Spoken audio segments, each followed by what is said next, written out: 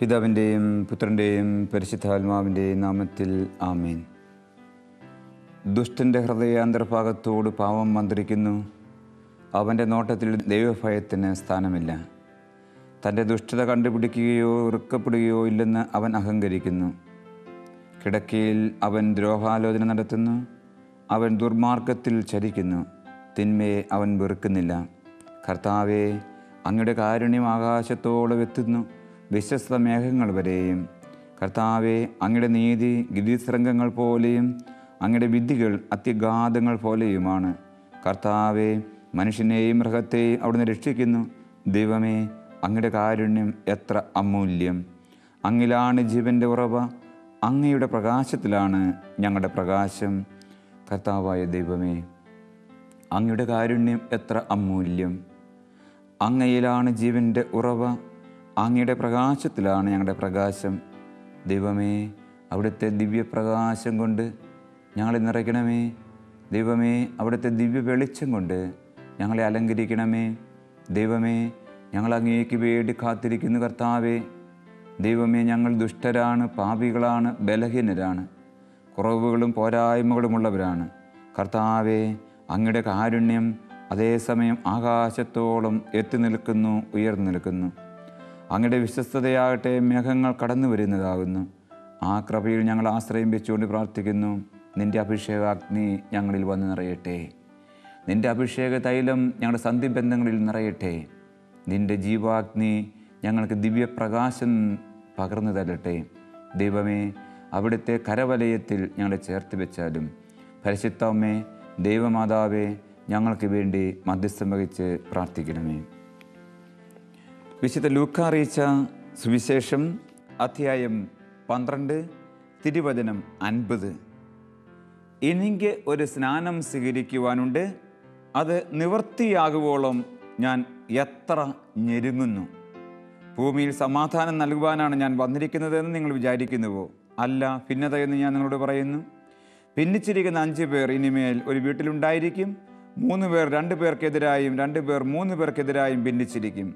പിതാവ് പുത്രനും പുത്രൻ പിതാവിനും എതിരായും, അമ്മ മകൾക്കും മകൾ അമ്മയ്ക്കും എതിരായും, അമ്മായിമ്മ മരുമകൾക്കും മരുമകൾ അമ്മായിമ്മയ്ക്കും എതിരായും ഭിന്നിക്കും.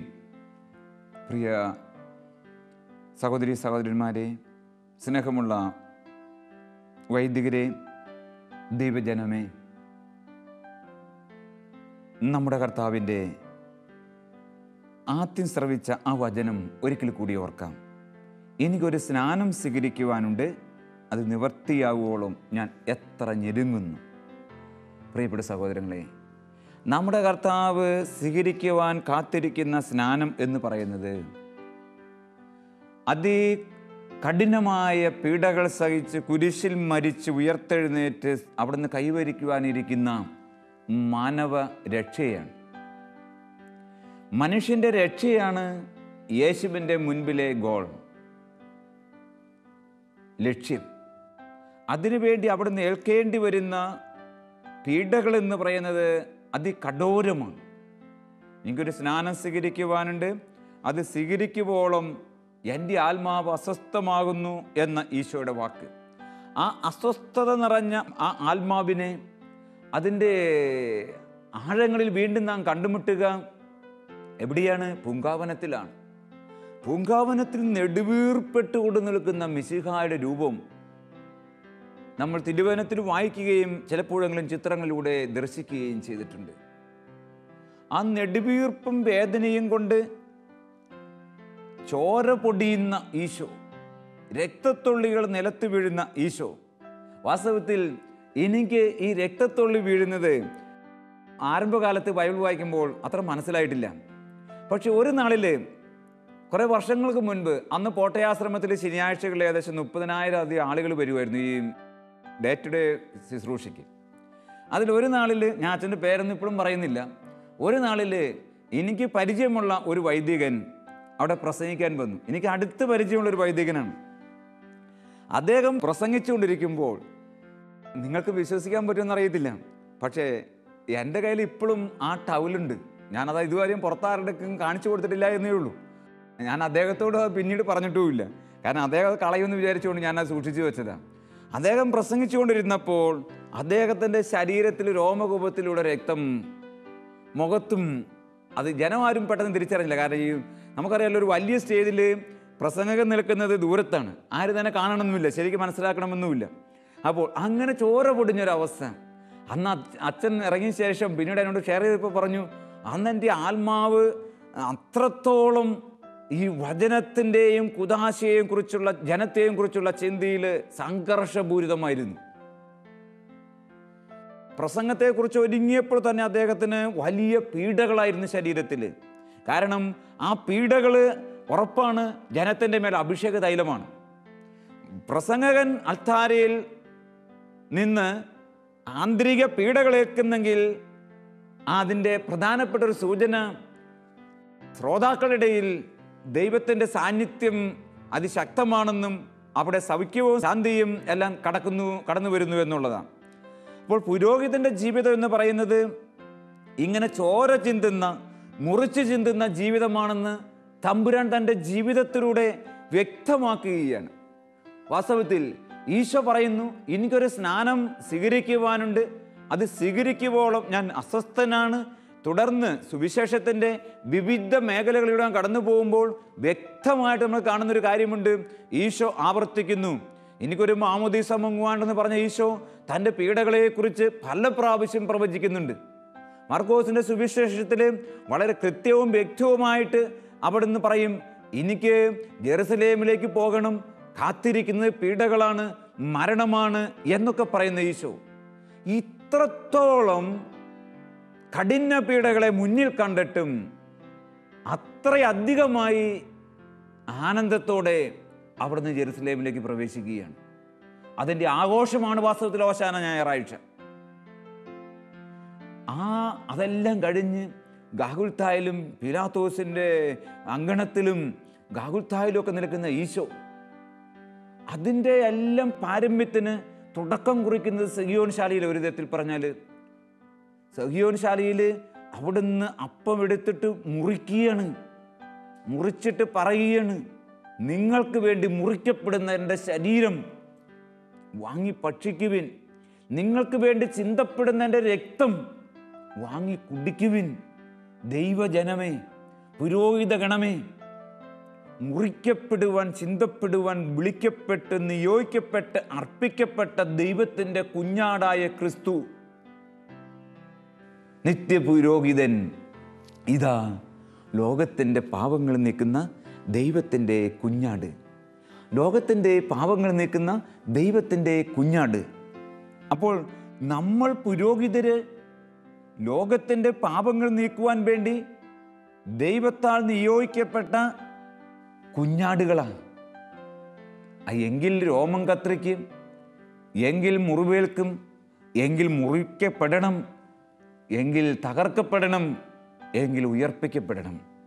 അപ്പോഴാണ് പൂർത്തിയാവുക. മാക്സിമിലിയൻ കോൾബയുടെ കഥ നമ്മൾ എത്രയോ വട്ടം പഠിച്ചു. അദ്ദേഹം 1941 ഫെബ്രുവരി 17 അറസ്റ്റ് ചെയ്യപ്പെടുമ്പോൾ, ഹിറ്റ്ലറുടെ പട്ടാളം അറസ്റ്റ് ചെയ്യപ്പെടുമ്പോൾ, ആ സമയത്തും ആ കാലഘട്ടത്തിലൊക്കെ കോൾബെ അടുക്കൽ പറയുന്നൊരു വാക്ക് വളരെ ശ്രദ്ധേയവും ധ്യാനാത്മകവുമാണ്. അതിപ്രകാരമായിരുന്നു, അവർക്ക് നമ്മുടെ ആത്മാവിനെ കൊല്ലാൻ ആകില്ല. ഇത് ഈശോ തന്നെ പറയുന്ന വചനം കൂടിയാണ്.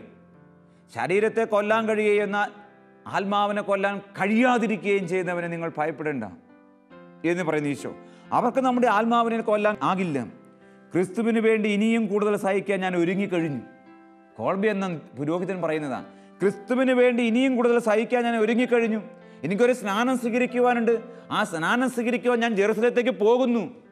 ജെറുസലേത്തിൽ എന്നിട്ട് ആ സ്നാനം ഏറ്റുവാങ്ങി പിതാവിനെ ആരാധിക്കുന്ന പുത്രൻ കോൾബെ പറയുന്നു, ക്രിസ്തുവിന് വേണ്ടി ഇനിയും കൂടുതൽ സഹിക്കാൻ ഞാൻ ഒരുങ്ങിക്കഴിഞ്ഞു. ആ കോൾബയുടെ ജീവിതത്തിൻ്റെ അന്ത്യയാത്രയുടെ നിമിഷങ്ങൾ ഓർത്ത് നോക്കൂ. അവസാനം ഹിറ്റ്ലറുടെ നാസി പട്ടാളത്തിൽ നിന്ന് ഒളിച്ചോടിയ 3 പേരെ തൂക്കിൽ ഏറ്റാൻ വിധിക്കുന്ന പട്ടാള കോടതിയും പട്ടാളക്കാരും. അതിലൊരു പാവപ്പെട്ട മനുഷ്യൻ്റെ കഥ നമ്മൾ എത്രയോ പ്രാവശ്യം ധ്യാനിച്ചു. അയവിറക്കുക അത് അനുഗ്രഹമാണ്. അതുകൊണ്ട് വീണ്ടും നമുക്ക് ഒരിക്കൽ കൂടി ഓർക്കാം. എന്താ സംഭവിക്കുന്നത്? ആ മനുഷ്യൻ അത് കേൾക്കുമ്പോൾ തൻ്റെ ഭാര്യയും മക്കളെയും ഓർത്ത് വിതുമ്പി പൊട്ടിക്കരയുന്ന മനുഷ്യൻ, ആ ഭർത്താവും അപ്പനും ഇപ്രകാരം വിളിച്ചു പറയുന്നു, എൻ്റെ ഭാര്യ, എൻ്റെ ദരിദ്രരായ മക്കൾ, എൻ്റെ കുടുംബത്തിന് എന്ത് സംഭവിക്കും? എൻ്റെ ഭാര്യ, എൻ്റെ ദരിദ്രരായ മക്കൾ, എൻ്റെ കുടുംബത്തിന് എന്ത് സംഭവിക്കും? ഈ കരച്ചിൽ കോൾബയുടെ കാതിൽ പതിച്ചപ്പോൾ കോൾബ പറയുന്നൊരു കാര്യമുണ്ട്. ഞാനൊരു കത്തോലിക്ക പുരോഹിതനാണ്. അയാൾക്ക് വേണ്ടി ഞാൻ മരിക്കാൻ തയ്യാറാണ്.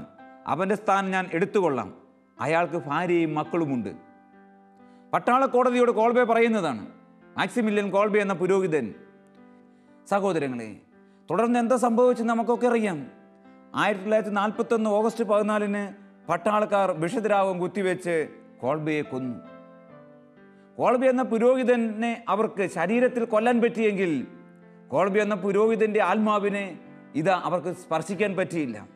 അതിൻ്റെ വ്യക്തവും കൃത്യവുമായ തെളിവാണല്ലോ ജോൺ പോൾ II മാർപ്പാപ്പ 1982 ഒക്ടോബർ 10 കോൾബയെ ബിഷപ്പിന് നാമകരണം ചെയ്യപ്പെട്ടത്. കോൾബ ജീവിക്കുക ലോകത്തെല്ലായിടത്തും, ലോകത്ത് സകല ഹൃദയങ്ങളിലും മനുഷ്യൻ്റെ വിശ്വാസികളുടെ പങ്കാളിയായി, വിശ്വാസികൾക്ക് വേണ്ടി മധ്യസ്ഥം വഹിക്കുന്ന വിശുദ്ധനായി. ഇതാണ് പൗരോഹിത്യം. മറ്റുള്ളവരുടെ നൊമ്പരപ്പാടുകളിൽ തൈലം പുരട്ടുന്ന ജീവിതം, മുറിച്ച് ചിന്തുന്ന ജീവിതം. യേശു അപ്പം എടുത്തിട്ട് പറഞ്ഞു, ഇതെൻ്റെ ശരീരം, ഇതെൻ്റെ രക്തം.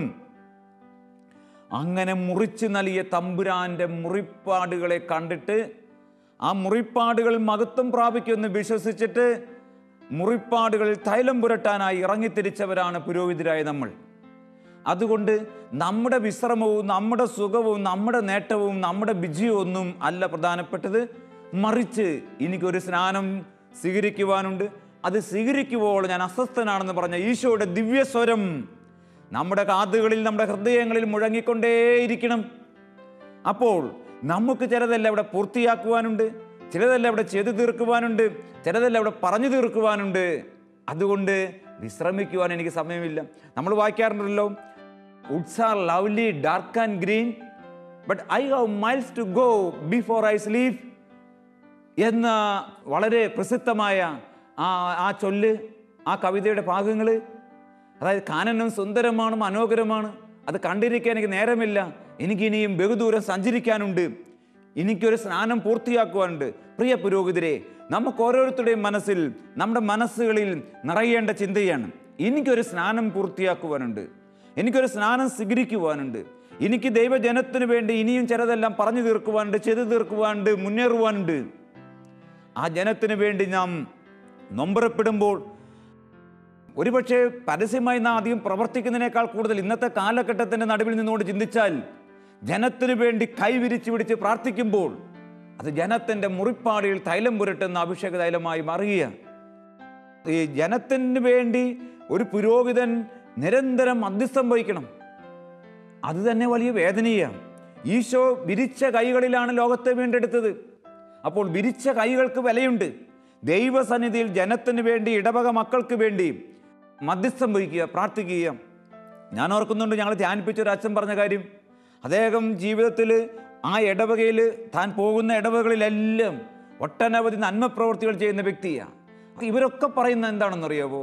ഞങ്ങളൊക്കെ രാത്രിയുടെ യാമങ്ങളിൽ കർത്താവിൻ്റെ സന്നിധിയിൽ ദൈവത്തിൻ്റെ കൃപയ്ക്ക് വേണ്ടി, ഇടവകയുടെ സമുദ്ധാരണത്തിനും രക്ഷയ്ക്കും വേണ്ടി ദൈവസന്നിധിയിൽ 2 കൈകളും വിരിച്ച് മുട്ടുകുത്തി നിന്ന് പ്രാർത്ഥിച്ചു.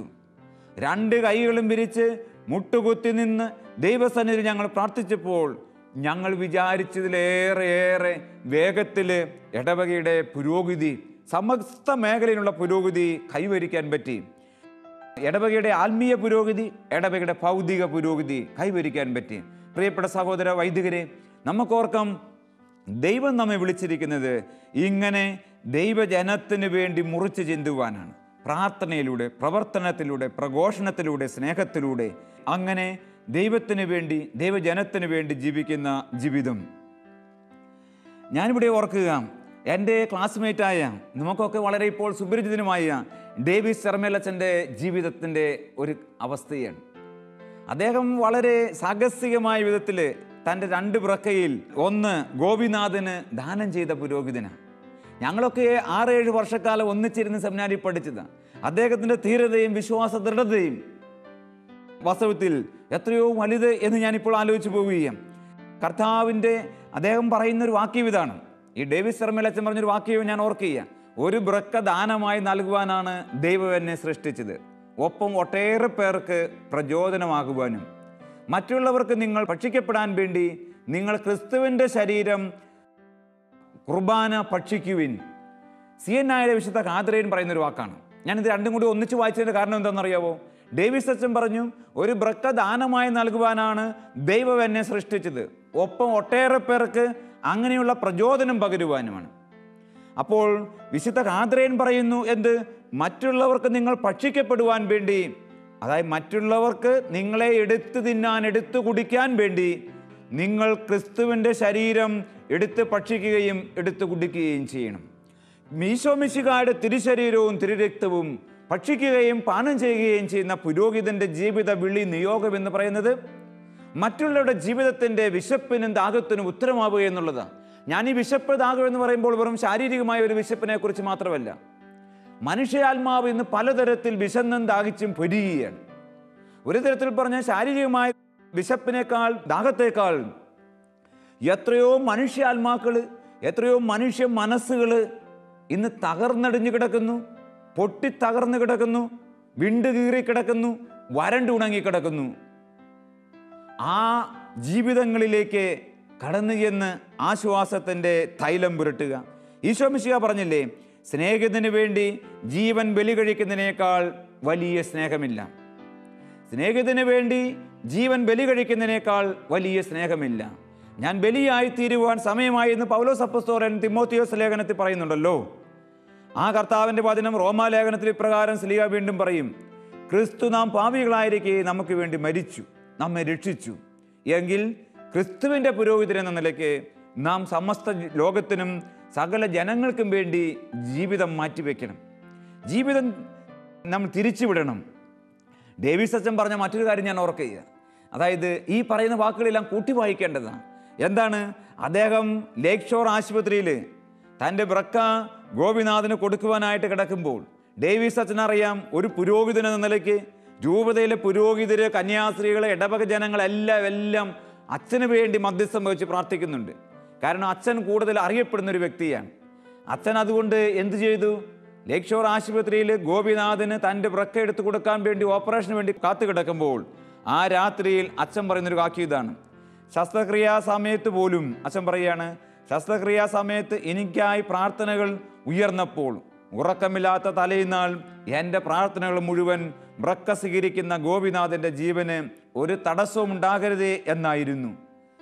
തൻ്റെ കുറിച്ചല്ല അച്ഛൻ ചിന്തിച്ചത്, പ്രാർത്ഥിച്ചതെന്ന് അച്ഛൻ വ്യക്തമായിട്ട് പരസ്യമായിട്ട് പറഞ്ഞ കാര്യമാണിത്.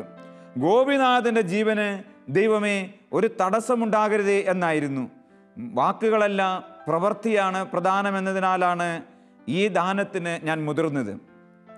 ക്രിസ്തുവിൻ്റെ വിശ്വസ്തത, പുരോഹിതൻ്റെ വിശ്വസ്തത, അതാണ് 2010 പൗരോഹിത്യ വർഷത്തിലെ പരിശുദ്ധ പിതാവിൻ്റെ ആപ്തവാക്യം. ക്രിസ്തുവിൻ്റെ വിശ്വസ്തത, പുരോഹിതൻ്റെ വിശ്വസ്തത. എനിക്കെന്തെങ്കിലും സംഭവിച്ചാലും ഗോപിനാഥന്, തൻ്റെ സുഹൃത്തിന്, താൻ വൃക്കദാനം ചെയ്യുന്ന ആ പാവപ്പെട്ട കുടുംബനാഥന് ഒന്നും സംഭവിക്കില്ലേ കർത്താവേ എന്ന് മനോമുകുരങ്ങളിൽ ഉറക്കമില്ലാത്ത ആ രാത്രിയിൽ ഉരുവിട്ടുകൊണ്ടിരുന്നു. പൗരോഹിത്യ ജീവിതം അതാണ്.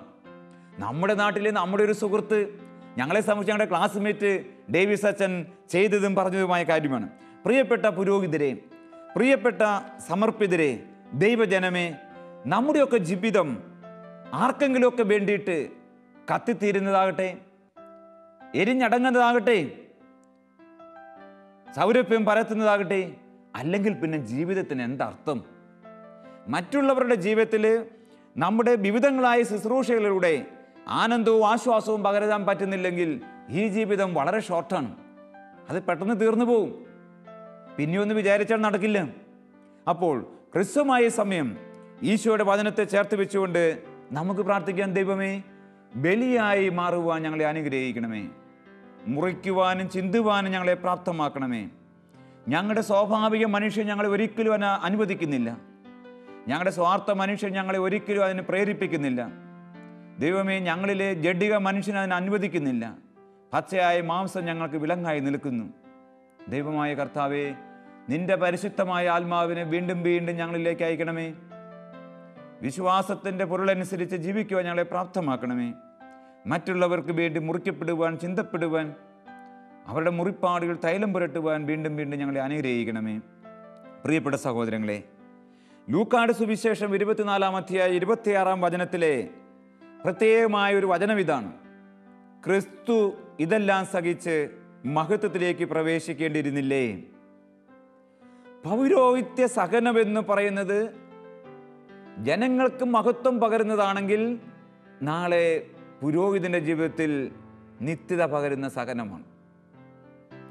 ഈശോ വെളിപാട് പുസ്തകത്തിൽ പല പ്രാവശ്യം പറയുന്നുണ്ട്, അവിടുത്തെ നാമത്തെ പ്രതി അവിടുത്തെ വ്യക്തിത്വത്തിൽ ചെയ്യുന്ന ഓരോ സൽകൃത്യങ്ങൾക്കും അവിടുന്ന് പ്രതിഫലം നൽകും.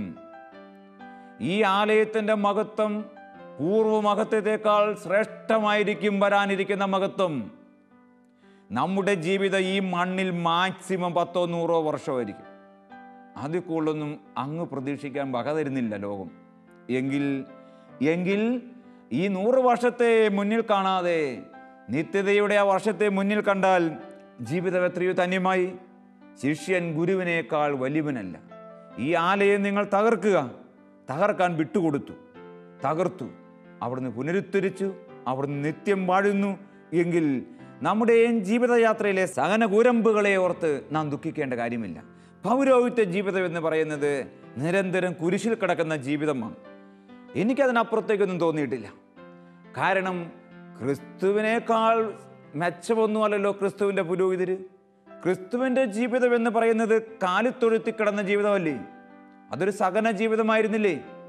ക്രിസ്തുവിൻ്റെ ജീവിതം എന്ന് പറയുന്നത് വഴിയോരത്ത് കടന്നുറങ്ങിയ ജീവിതമായിരുന്നില്ലേ? അതൊരു തെരുവ് ജീവിതമായിരുന്നില്ലേ? ക്രിസ്തുവിൻ്റെ ജീവിതം എന്ന് പറയുന്നത് കടൽപ്പുറത്ത് കടന്ന ജീവിതമായിരുന്നില്ലേ? അതൊരു സുരക്ഷിതത്വമില്ലാത്ത ജീവിതമായിരുന്നില്ലേ? ക്രിസ്തുവിൻ്റെ ജീവിതം എന്ന് പറയുന്നത് വള്ളത്തിൽ തലവെച്ച് കിടന്ന ജീവിതമായിരുന്നില്ലേ? അതൊരു പരിവരുത്ത ജീവിതം ആയിരുന്നില്ലേ? ക്രിസ്തുവിൻ്റെ സീറ്റ് എന്ന് പറയുന്നത് പാറപ്പുറമായിരുന്നില്ലേ? പാറപ്പുറത്തും മലയുടെ മുകളിലും ഒക്കെ ഇരുന്നല്ലേ അവൻ പ്രസംഗിച്ചതും പ്രഘോഷിച്ചതും പഠിപ്പിച്ചതും. അതെന്തൊരു ജീവിതമായിരുന്നു! ക്രിസ്തുവിൻ്റെ കിടക്ക എന്ന് പറയുന്നത്, ബലിവേദി എന്ന് പറയുന്നത് മരക്കുരിശായിരുന്നില്ലേ? അതെന്തൊരു ജീവിതമായിരുന്നു! അവൻ്റെ കയ്യിൽ പഠിപ്പിച്ചത് പച്ചയാണികളായിരുന്നില്ലേ? അതിനപ്പുറം പുരോഹിതന് എന്ത് അവകാശപ്പെടാൻ? വാസ്തവത്തിൽ പുരോഹിതർക്ക് മാത്രമല്ല, യേശുവിൽ വിശ്വസിക്കുന്നവർക്ക് പോലും എന്ത് അവകാശപ്പെടാൻ? അതല്ലേ തിമോത്തിയോസ് ലേഖനത്തിൽ പൗലോസ് പറയുന്നത്, യേശു ക്രിസ്തുവിനോട് ഐക്യപ്പെട്ട് വിശുദ്ധ ജീവിതം നയിക്കുവാൻ ആഗ്രഹിക്കുന്നവരൊക്കെ പീഡിപ്പിക്കപ്പെടും. അപ്പോൾ പുരോഹിത ജീവിതത്തിൽ പീഡനവും നിന്ദനവും അവഹേളനവും എല്ലാം ഒന്നിനു പിന്നാലെ ഒന്നായി വന്നുകൊണ്ടിരിക്കും. എനിക്ക് പ്രഷർ കൂടും, എനിക്ക് ഷുഗർ കൂടും, എനിക്ക് കൊളസ്ട്രോൾ കൂടും എന്നൊക്കെ പറഞ്ഞുകൊണ്ട് അതിനെയൊന്നും ഓർത്ത് ഭയപ്പെട്ടിരിക്കേണ്ട കാര്യമില്ല. ദൈവത്തിൻ്റെ കരങ്ങളിലേക്ക് വെച്ചു കൊടുത്താൽ ദൈവം അവയെല്ലാം അനുഗ്രഹമാക്കി മാറ്റിക്കൊള്ളും. തനിക്കുള്ളതെല്ലാം ഉപേക്ഷിക്കാതെ നിങ്ങളിൽ ആർക്കും എൻ്റെ ശിഷ്യനാവാൻ സാധ്യമല്ല. ലൂക്കാസ് സുവിശേഷം 14-ാം അധ്യായം 33-ാം വചനമാണത്. തനിക്കുള്ളതെല്ലാം ഉപേക്ഷിക്കാതെ ആർക്കും എൻ്റെ ശിഷ്യനാവാൻ സാധ്യമല്ല. സ്വന്തം കുരിശ് വഹിക്കാതെ എൻ്റെ പിന്നാലെ വരുന്നവന് എൻ്റെ ശിഷ്യനായിരിക്കുവാൻ കഴിയുകയില്ല.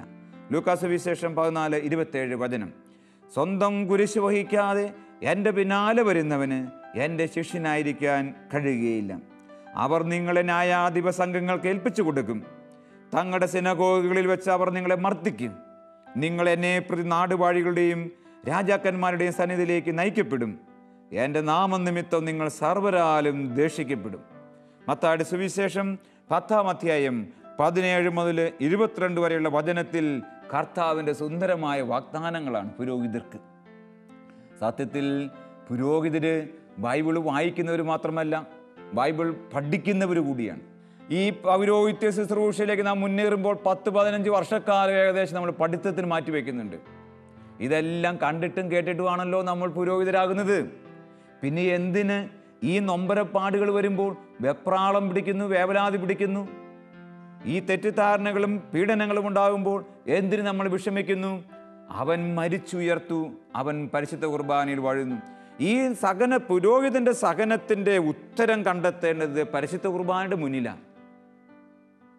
പരിശുദ്ധ കുർബാനയുടെ മുന്നിൽ സഹന പീഡകളുമായിട്ട് കടന്നു എന്ന് സമർപ്പിച്ചു കഴിഞ്ഞാൽ അവൻ പറയും, അവൻ കൈ നീട്ടിത്തരും, ഇങ്ങ് തന്നേക്ക്, ഇവിടെ വെച്ച് തന്നു. ഈ മുറിപ്പാടുകളിൽ നിങ്ങൾ ഫാദർ പിയോയുടെയും അതുപോലെ സഭയുടെ വിശുദ്ധരുടെ ഒക്കെ ജീവിതത്തിലേക്ക് കടന്നു ചെന്ന്, അൽഫോൻസാമ്മയുടെ ജീവിതത്തിലേക്ക് കടന്നു ചെന്ന്, കൊച്ചുറേസ്യയുടെ ജീവിതത്തിലേക്ക് കടന്നു ചെന്ന് അവൻ നമ്മുടെ കരങ്ങളിലേക്ക് വെച്ചു തരുന്ന സഹനം നമ്മൾ തിരിച്ചു വെച്ചു കൊടുക്കാൻ മടിക്കുന്നത് കൊണ്ടാണ് നമുക്ക് ഭാരമായി മാറുന്നത്. കർത്താവിൻ്റെ കരങ്ങളിലേക്ക് തന്നെ ആ സഹന പാടുകളെ, ആ നൊമ്പരങ്ങളെ, പൗരോഹിത്യ സഹനത്തെ, പൗരോഹിത്യ ജീവിതത്തിലെ സംഘർഷത്തെ, പൗരോഹിത്യ ജീവിതത്തിലെ സോ കോൾഡ് ടെൻഷനെ, പൗരോഹിത്യ ജീവിതത്തിലെ ഏകാന്തതയെ കർത്താവിൻ്റെ കരങ്ങളിൽ സമർപ്പിച്ചു കഴിഞ്ഞാൽ അവൻ്റെ കരങ്ങളിൽ ശേഖരിച്ചു വെക്കുന്നത് എന്തും അവൻ അത്ഭുതമാക്കി മാറ്റും, അനുഗ്രഹമാക്കി മാറ്റും, കൃപയുടെ നീർച്ചാൽ പ്രഭാകമാക്കി മാറ്റും. എങ്കിൽ പ്രിയപ്പെട്ട പുരോഹിതരെ, നമ്മൾ എന്തിനു വിഷമിക്കുന്നു? നമ്മൾ എന്തിനു വേദനിക്കുന്നു? ഞാൻ ഓർക്കുക, ഒരച്ഛൻ വനാന്തരത്തിലൂടെ നടന്നു പോയപ്പോൾ കരടി വന്ന കഥ. കരടി വരുന്നത് കണ്ടിട്ട് നേരം വെളുപ്പിന് കുർബാന ചെല്ലാൻ പോയതാണ്, പന്തവും കത്തിച്ച് പിടിച്ചുകൊണ്ട്. അദ്ദേഹം പോകുമ്പോൾ വനത്തിൻ്റെ ഉള്ളിൽ നിന്ന് എന്തോ അനങ്ങുന്നത് കേട്ടു. അദ്ദേഹം പോകുന്ന വഴിക്ക് ഈ കരടി വരുമ്പോൾ തിരിഞ്ഞോടുകയാണ്. എത്രത്തോളം ഓടാനാണ്, ഓടിയാലേ അവിടെ രക്ഷപ്പെടാൻ. അവസാനം അദ്ദേഹം കതച്ച് നിലത്ത് വീഴുന്ന അവസ്ഥയിൽ എത്തി നിൽക്കുമ്പോൾ ആരോ അദ്ദേഹത്തോട് പറയുന്നൊരു സ്വരം അദ്ദേഹം കേൾക്കുക. നിന്റെ കൊടയെന്തിനാ? അദ്ദേഹത്തിൻ്റെ കയ്യിലിരുന്നത് പഴയ ഒരു വളയംകാലം കൊടയാണ്, മരക്കാലം കൊട, കുതിരയെല്ലാം പോയി കിടന്നൊരു കൊട. അദ്ദേഹം ഈ കൊടയെടുത്ത് അടിക്കാനുള്ള ഒരു ഉൾസന്ദേശം കിട്ടിയിട്ട് കരടി ഏറ്റവും അടുത്ത് വരുമ്പോൾ അദ്ദേഹം ഒരു കൊടയ്ക്കൊരു കരടി അടിച്ചാൽ എന്ത് സംഭവിക്കും? ബുദ്ധിയോട് നിങ്ങൾ ചിന്തിച്ച് നോക്കിയാൽ നമുക്ക് മനസ്സിലാവില്ലേ എന്ത് സംഭവിക്കും? ഒന്നും സംഭവിക്കാൻ പോണില്ല. പക്ഷേ കൊടയെ അദ്ദേഹം എടുത്ത് ഇങ്ങനെ അടിക്കാനായിട്ട് ഓങ്ങുമ്പോൾ ആ കൊട താനേ വിടർന്നു. കാരണം കുതിര പഴയതായിരുന്നല്ലോ. ഈ കൊട വിടർന്നിങ്ങനെ നിന്നപ്പോൾ കരടി വിചാരിച്ചു, ഇത് എന്നിലും ഏതോ വലിയൊരു ജീവിയാണ് എൻ്റെ മുന്നിൽ പ്രത്യക്ഷപ്പെട്ടത് എന്ന്. ആ അച്ഛനെ പിടിക്കാനായിട്ട് ഓടി വന്ന കരടി അതിൻ്റെ 10 ഇരട്ടി വേഗത്തിൽ പുറകോട്ട് തിരിഞ്ഞോടി. നമ്മുടെ ജീവിതത്തിലുണ്ടാകുന്ന സംഘർഷവും പ്രതിസന്ധിയും പ്രശ്നവും സഹനവും എന്നൊക്കെ പറയുന്നത് ഇതുപോലെ കുതിരയില്ലാത്ത ഒരു വളയംകാലം കൊടയ്ക്ക് തീർക്കാവുന്ന പ്രശ്നങ്ങളൊക്കെ ഉള്ളൂ എന്ന് വെച്ച് കഴിഞ്ഞാൽ അർത്ഥം എന്താ? യേശു ക്രിസ്തുവിനെ വിളിക്കുമ്പോൾ അവൻ്റെ ഉൾസന്ദേശം ഉൾത്തടത്തിൽ ഏറ്റുവാങ്ങുമ്പോൾ അവസാനിപ്പിക്കാവുന്ന പ്രതിസന്ധിയെ നമുക്കുള്ളൂ നമ്മൾ തിരിച്ചറിയണം. അത് ദൈവസന്നിധിയിൽ നമുക്ക് സമർപ്പിക്കാം. അവൻ ഇതെല്ലാം സഹിച്ച് മഹത്വത്തിലേക്ക് പ്രവേശിക്കേണ്ടിയിരുന്നതല്ലേ? ദൈവമേ, അവിടുത്തെ പുരോഹിതരായ ഞങ്ങളും വിശ്വാസികളായ ഞങ്ങളും തിരുസന്നിധിയിൽ ഒന്നു ചേർന്നിരിക്കുന്നു. കർത്താവേ, അവിടുത്തെ ജീവിതത്തിൻ്റെ പാതകളെ ഞങ്ങൾ പിൻചെല്ലട്ടെ. ഞങ്ങൾക്ക് വേണ്ടി സഹിയോൻ ശാലയിൽ അപ്പമെടുത്ത് മുറിച്ച ഈശോയെ, അത് ഗാഗുൽത്താമലയിലെ കുരിശിൽ സമ്പൂർണ്ണമാക്കിയവനെ ഞങ്ങൾ അങ്ങേ സ്തുതിക്കുന്നു, ആരാധിക്കുന്നു. ഞങ്ങളൊക്കെയും ഞങ്ങളുടെ എല്ലാവരുടെയും ജീവിതം മറ്റുള്ളവർക്ക് വേണ്ടി മുറിക്കുവാനും ചിന്തപ്പെടുവാനുമുള്ളതാണല്ലോ. ആ മുറിപ്പാട്, മുറിക്കുമ്പോൾ ഉണ്ടാകുന്ന വേദന, ചിന്തുമ്പോൾ ഉണ്ടാകുന്ന വേദന, അത് ഏറ്റുവാങ്ങുവാൻ മനുഷ്യരെന്ന നിലയ്ക്ക് സ്വാഭാവികമായി ഞങ്ങൾക്ക് സാധിക്കുന്നില്ല. ദൈവമേ, അതിന് ഞങ്ങളെ പ്രാപ്തരാക്കണമേ. നിൻ്റെ പരിശുദ്ധാത്മാവ്, യോർദാൻ നദിയിൽ നിന്നിൽ നിറഞ്ഞ പരിശുദ്ധാത്മാവ്, താബോർ മലയിൽ നിന്നിൽ നിറഞ്ഞു നിന്ന ആ ദിവ്യ ചൈതന്യം കർത്താവെ ഞങ്ങളുടെ ഗാഗുൽത്താ മലയിൽ ഞങ്ങളിൽ നിറയട്ടെ. അങ്ങനെ കുരിശ് ഞങ്ങൾക്ക് അനായാസമായി മാറട്ടെ. അഭിമുഖീകരിക്കുവാൻ ഞങ്ങളുടെ അന്തരംഗം പ്രാപ്തമാകട്ടെ. ദൈവമായ കർത്താവെ, നിനക്ക് എന്നെന്നും സ്തുതി ഞങ്ങളെ സമർപ്പിക്കുന്നു. ഇതിൻ്റെ എല്ലാം പിന്നിൽ നിൻ്റെ കരമുണ്ടെന്ന് ഞങ്ങൾ വിശ്വസിക്കുന്നു. ഞങ്ങളുടെ സഹകരണ ജീവിതത്തിൽ നീ നൽകുന്ന ആശ്വാസത്തെ ഓർത്ത് ഞങ്ങൾ അങ്ങേ ആരാധിക്കുന്നു. നീ അതിലൂടെ ഞങ്ങൾക്ക് നേടിത്തരുവാൻ പോകുന്ന മഹത്വത്തെ ഓർത്ത് ദൈവമേ ഞങ്ങൾ അങ്ങേ സ്തുതിക്കുന്നു. നിത്യം പിതാവും പുത്രനും പരിശുദ്ധാത്മാവുമായി സർവീശ്വര എന്നേക്കും ആമേൻ.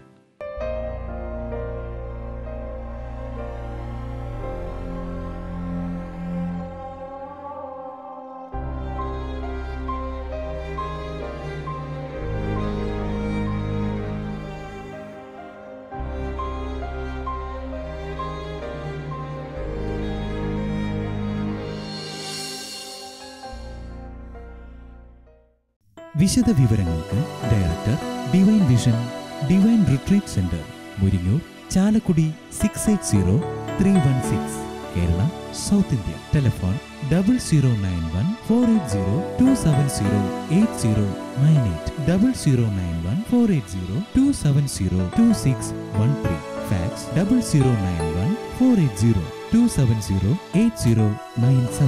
Email mail.divinetv@gmail.com. Website www.drcm.org.